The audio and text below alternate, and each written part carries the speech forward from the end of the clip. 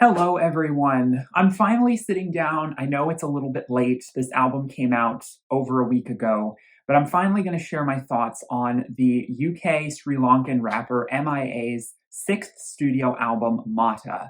This album came out on October 14th, and it comes 6 years after her last LP, AIM, in 2016.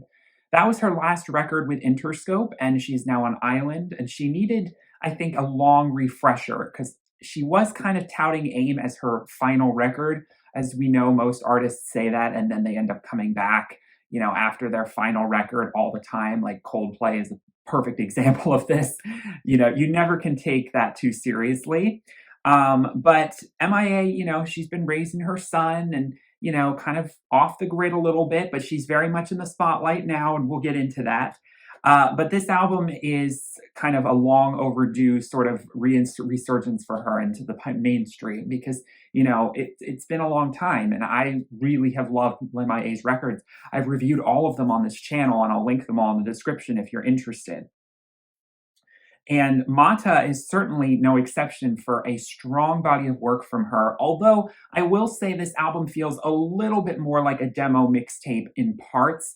I could definitely see a little more meat going into some of the songs. Some of the songs could be a little bit longer. I sort of miss the sort of, on songs on M.I.A., she sort of stretched them very far out and maybe a little too thin, but I kind of miss the just overt sonic experimentation that she had on that record. And some of the songs were like 5 minutes long. I kind of would have loved to have seen that on this project.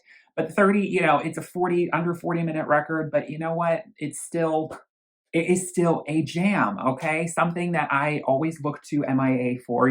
As much as she is very poignant with her lyricism, she is very deft with her pen, and she always has something to say. At the end of the day, I come to her music to want to dance.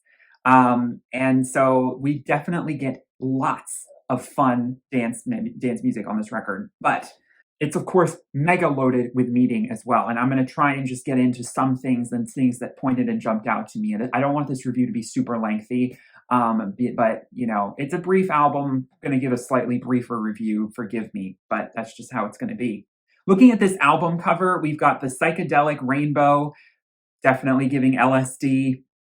But then we have this interesting image of her wearing what appears to be a crown of thorns. So this is very symbolic of M.I.A., and I must admit, I did sort of groan a little bit when I read this, being a born-again Christian. So Christianity is something M.I.A. has sort of fallen into in the last several years.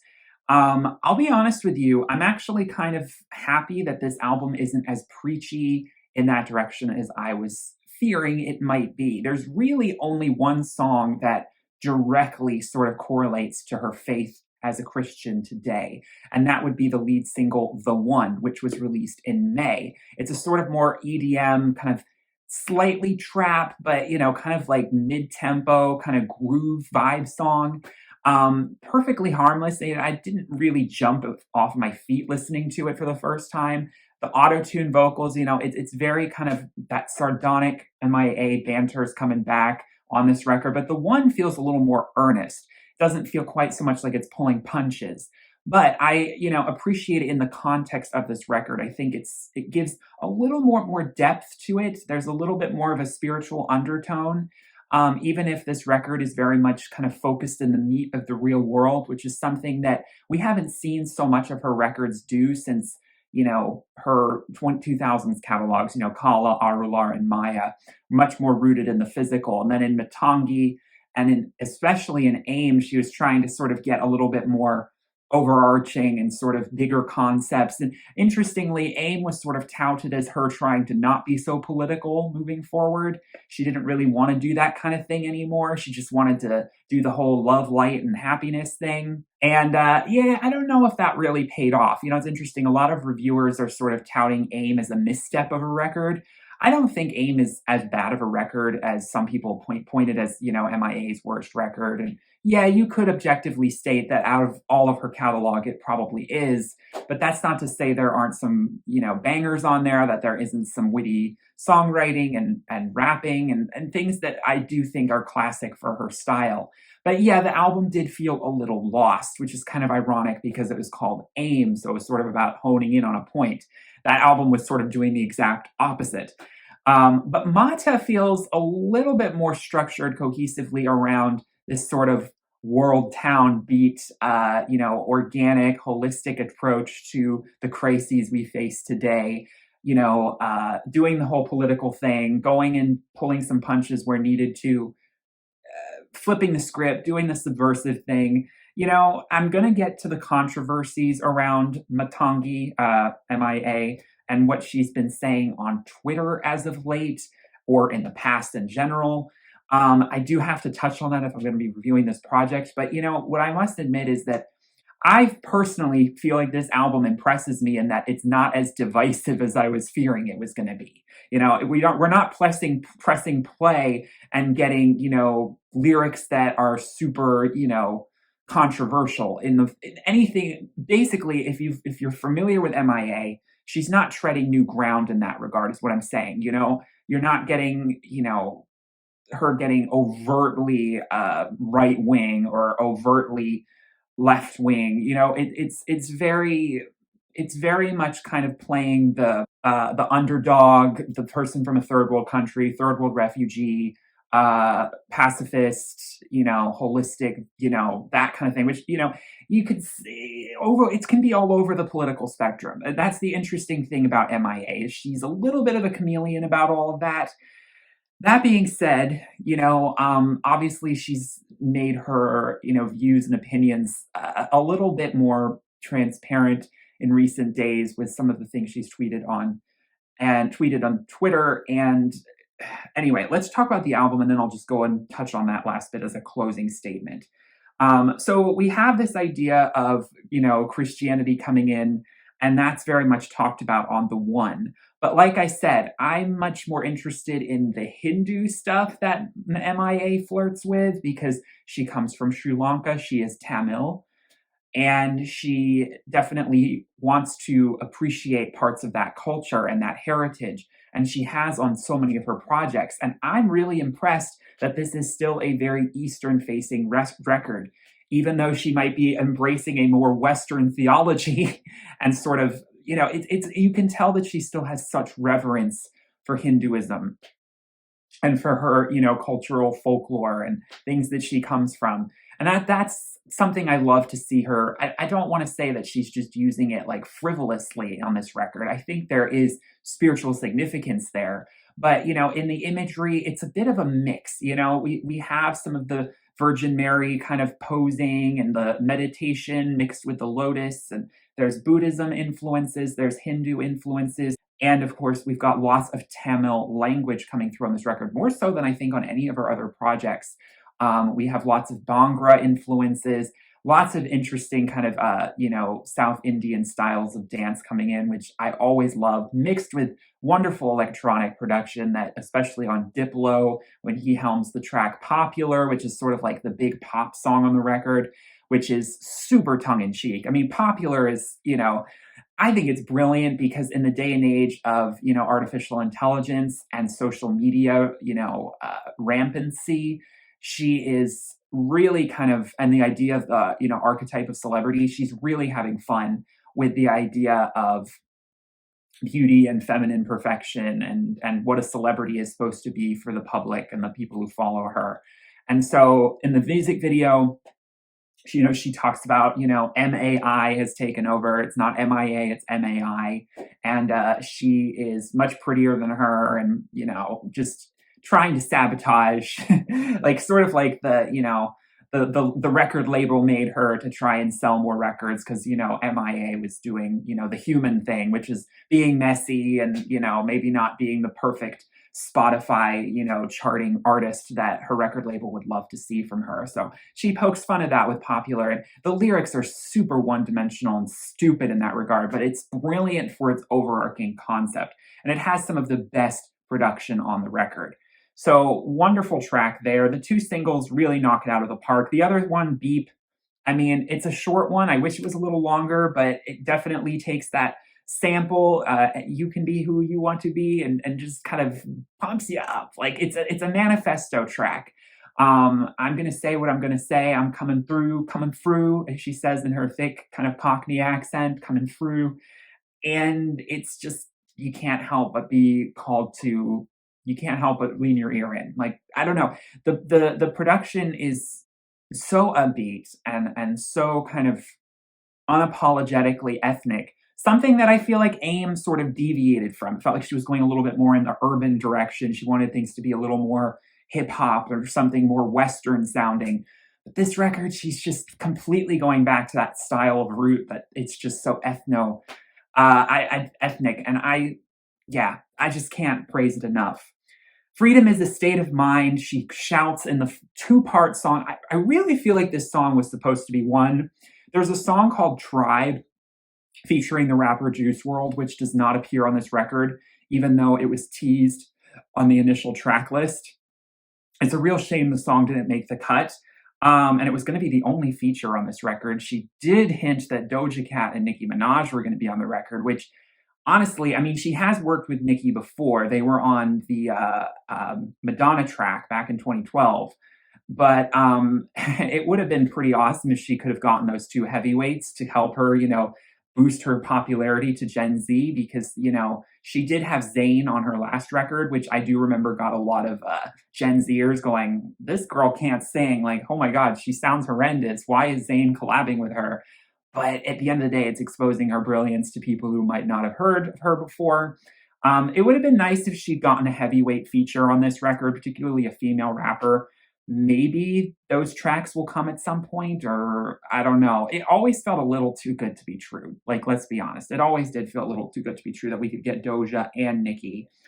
There is a feature on Puthi of another Sri Lankan rapper named Novs47, though it doesn't say that on Apple Music. So there's definitely some sampling going on. We have a Tamil soundtrack sampled on Energy Freak. Keep the Peace samples a song from the Yeah Yeah Yeahs. This is something she's trod before, but overall it's just her at the mic. But she's spitting hard truths like she always does. But on tracks like 100% Sustainable, she takes away all of the over-the-top production and just focuses on a choir kind of sound, a village sound, as as she raps about, as she talks about all day sit, chair, makeup, body, lips, the same shit, fish lips, big hips, turn around, the same piss. Which cyclone brought the planes and the shit? Stripper song, same hit. Feminism, this ain't it. Bit of shade there, bit of shade, but I like it. But at the end of the day, she's here for this communal, all these women coming together and clapping and singing a song that has no pesty beats, no pesticides, 100% organic, human-made with care. This track is not plastic and it's not filler. And it certainly is not. I don't think this album really has any filler, but every track on its own, because they're so short, they all become almost one long song. But yeah, she's coming for the Instagram thoughts. She really is. I mean, again, M.I.A. is always going to keep it real. She's always going to keep it real.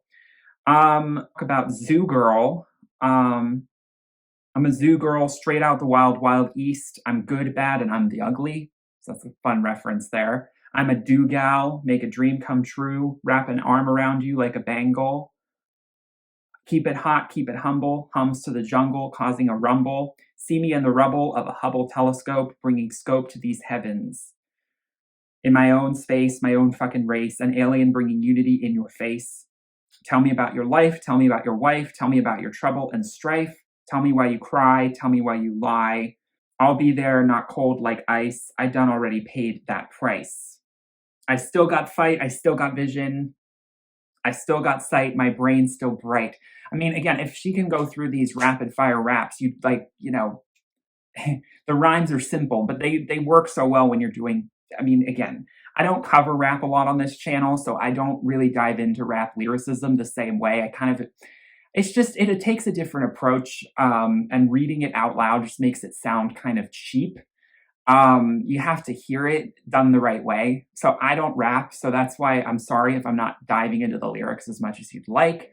I debated whether I was going to review this album, but ultimately, at the end of the day, I just wanted to say that this record is fire, that we need more M.I.A. music in this world, and it's always going to be relevant. I mean, she's always going to have her thumb on the, intersections of all of these issues.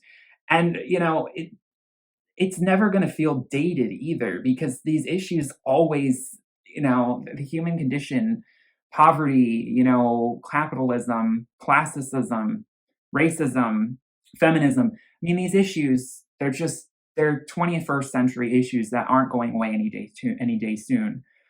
And she leaves it open. She doesn't directly name drop any politicians. She does say she's not the UN. I'm just one girl, so maybe don't take everything I say as like moral authority, but I don't know, at the same time, she does like to get on her soapbox. And so that's why I kind of wanted to end this review by just sort of amalgamating the fact that I really feel like this record, it's impressing me a lot. I'm really happy with it. I think it's a really strong return to form. It's honestly up there with Kala for me. It's up there with Matangi, which are my two favorite records of hers. And this album could kind of fit that holy trinity for me. I mean, I love Arular and I love M.I.A, but there's something about Kala and Matangi, just something extra kind of earthy about them, and elevated, and just well produced. I must admit that the bird flu drum rhythm coming through on Energy Freak, shout out to that, because I mean, I love that throwback. That's just a sonic throwback that, M.I.A.'s gets you hyped. I'm fully here for this record. I think separating out the stuff that she says on Twitter, and if for some context, I'm specifically talking about this one tweet where she, after the Alex Jones trial verdict, where he was ordered to pay a lot of money, millions of dollars, to the Sandy Hook parents, because of all his falsehoods that he's peddled for so long. M.I.A. compared, the Pfizer company vaccines and their potential, but I've read into it and it's not at all what those clickbait articles are alleging. Misinformation around the effectiveness of barring transmission by taking the vaccine of the COVID-19 virus. And the thing is that it's true. If you look it up, I'm not going to get into it because I just don't want to, but I thought I was going to do a whole deep dive. There's a difference between M.I.A. and Kanye West. I feel that right now we're seeing, Kanye being fully held accountable for the first time ever for some of the horrendous things he said. The recent stuff is the impetus for it, but, it's a snowball effect. And that's wonderful to see. At the end of the day, I don't necessarily think that M.I.A. is nearly as delusional or in any way the same way kind of delusional as Kanye. I know that she can tweet provocative things, and I'm not saying I necessarily agree with everything that she tweets, but I know that she's an intelligent woman, and it can be frustrating because she doesn't always toe the line like I'd like her to. But that's never been M.I.A.'s brand. And, if I look at it as performance art, I'm not saying it's brilliant, but I try and just kind of look at the big picture with it and try not to get emotionally invested in a tweet, because I don't know, I have this way of I just try and like look at it as this kind of performance art piece. That's not ultimately, as much as this might be hard to hear, it's not as harmful as what Kanye's been doing. For a while, I think we all sort of wanted to believe that this was some sort of art project, that this was this transgressive sort of way of, pushing the narrative, pushing the conversation, being edgy, being subversive, getting retweets. But Kanye's taken this to a whole nother level of unacceptability, and I do not believe M.I.A. is ever going to go there. So, look, I'm not condoning everything that M.I.A. has said on Twitter, okay? It's the same with like Azealia Banks. Boy, those two, I mean, it's hard to be defenders of them sometimes. But, at the end of the day, maybe it's because I'm always just a little bit more tuned into the feminine perspective, which Kanye is definitely not. So, that's something that's safeguarding, I think, some of these women who are saying things that I don't always agree with. But I do feel like MIA does have, to a certain extent, integrity in being this way, always being that sort of somewhat controversial political figure in music. And you kind of take it or leave it. But at the end of the day, like when I'm coming to it for the music, I don't feel terrible about listening to it, because people who are saying that she was directly, like, for example, people who are saying that she was trying to belittle the Alex Jones thing by saying, that's not, I believe, what she was saying at all. In the making of that comparison, which I agree is dubious, and not a comparison I support, she was, I believe, trying to illustrate that, okay, well, this was a severe and justifiable court ruling that, illustrates for once someone being held accountable for lying. And she's saying, well, there's other instances of this. Why are we not persecuting that? And so I don't look at it necessarily as her saying that the Alex Jones trial was overblown or that that is an unjust amount of money or verdict. I see her as, saying, well, okay, we've got this great extreme source of justice coming through. Why aren't we seeing it in other areas? Which, of course, if you do any digging, the whole vaccine Pfizer thing, it's complete, they never lied to us about, we're honest about the early trials and how it was not going to be effective against, you can do the whole research, if you want. I mean, it's all there. So it didn't take long for me. So I don't know. Am I defending her? I don't know. I wanted to review the record though. I wanted to give it a shout out. Because at the end of the day, it's in this day and age, I'm always just gonna look to MIA as kind of being a bit of a crisis actor. But you know what? She makes exhilarating. I don't know how to put it else any other way. Um, I do want to just lastly touch on the album title, because I do think the album title is brilliant. When she announced it, I thought it was really interesting. So Mata is a word that has so many meanings in so many different languages. It means mother in Sanskrit and Farsi. It means eyes in Indonesian, Greek, and Thai. It means the gift in Hebrew, mata. It means woman in the Hausa language. In Arabic, it means assets of gods. It means the forest in Spanish. It also means to kill in Spanish. It means, again, in Japanese. There's also the play on meta, which is something she was toying with when she announced the record. Mark Zuckerberg's rebranding of Facebook and creating the metaverse and everything. I thought that changing it to mata to sort of symbolize a more spiritually elevated, subversive idea of this metaverse that he's running with, which of course is, completely dystopian and just kind of the amalgamation of everything that's wrong with corporations and social media. She will always kind of take that and subvert it to mean something actually, to present the sort of the other side, or what the other side could bring to the table, which is the holistic kind of awful grid kind of viewpoint of this kind of stuff. To make an album that was completely focused on essence rather than the noise of the world was how she describes the sort of impetus for this record. It's a powerful word, and it's a translingual word. It's a globalist word, and she does like, sometimes calling out the globalists, but there's sort of, again, this subversion of corporate globalism with spiritual globalism. And her music is always weaving together through all of the different sonic influences from different corners of the world and the globe to, the lyricism. She's always finding a way to sort of weave in and out the struggles of people throughout across the world into sort of a optimistic and ultimately hopeful kind of homage to humanity. Because in the closing track, Marigold, which is sort of it's kind of like the one like full song on the record. It's got like a real chorus, a real melody. It's not so much a rap song.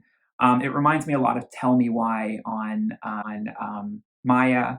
When times are difficult, we're going to need a miracle. The world's in trouble, cover it in marigolds. Cities in rubble, we all need a miracle.